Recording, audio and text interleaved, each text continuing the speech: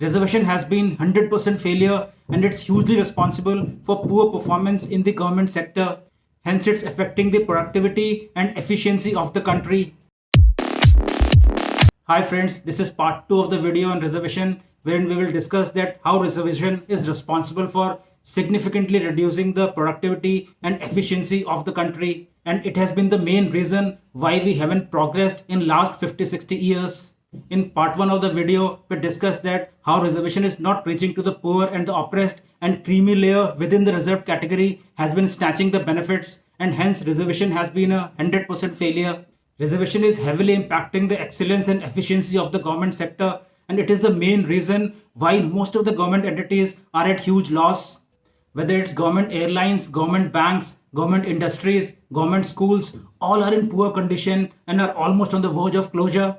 Thankfully, reservation is not yet in the private sector, but you never know what happens tomorrow. Most of the reserved category students join the government sector since not only there is an easy entry, but reservation is prevalent in promotion process as well. They cannot survive competition in the private sector. As we discussed earlier, reservation is not reaching to the poor and the oppressed who are below the poverty line. These people are really intelligent and given the sufficient opportunity, they can be at par with others. But unfortunately, 100% of the reserved category candidates are coming from the affluent families and they are very poor in skill and talent. Even if they are selected, they are not fit for the job, and this creates an extra pressure on the general category students and they have to compensate for their non-performing peers. This is the main reason for low productivity and efficiency in the government and semi-government sector. It's not that these 35 to 40% of the reserved category candidates are non-performers, but they end up demotivating almost rest of the 40% of the candidates. So in a way, this negatively impacts the entire population. This is one of the major reasons of heavy losses in the government sector and also resulting in closure of government and saving government entities. It's not that these reserved category candidates from affluent families are not hardworking, but hard work is not enough. Talent and skill is also required for the overall performance. For example, there are many cricketers who are more hardworking than Sachin Tendulkar or Mahendra Singh Dhoni or Virat Kohli. But hard work is just one of the parameters for success.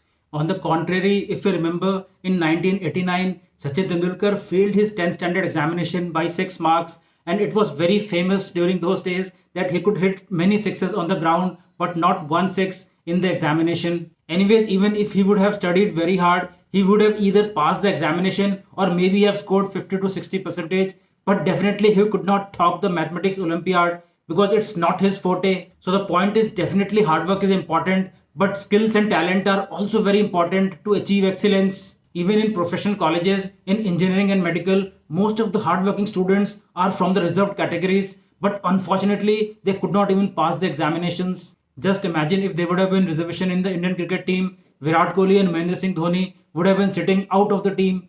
Even if they would have been playing, they would get highly demotivated by the reserved category players who could not perform in the match.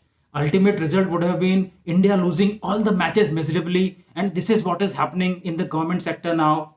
One of the reasons there are various scams to get government job is because people know that once selected, there's not much to perform in government sector. We need to understand that the entire country is closely integrated, and if by some reason government sector is not performing, then somewhere somebody has to heavily compensate for it and pay a heavy price. Whether it is the farmers, the workers, the private sector employees, the small businessmen, or maybe the big businessmen, somebody has to compensate for it. It's just like a family of 6 wherein 3 people are doing nothing, so rest 3 have to compensate for them. Hence the country is going through a severe crisis and hasn't progressed much due to the poor implementation of the reservation system, and worse is still to come.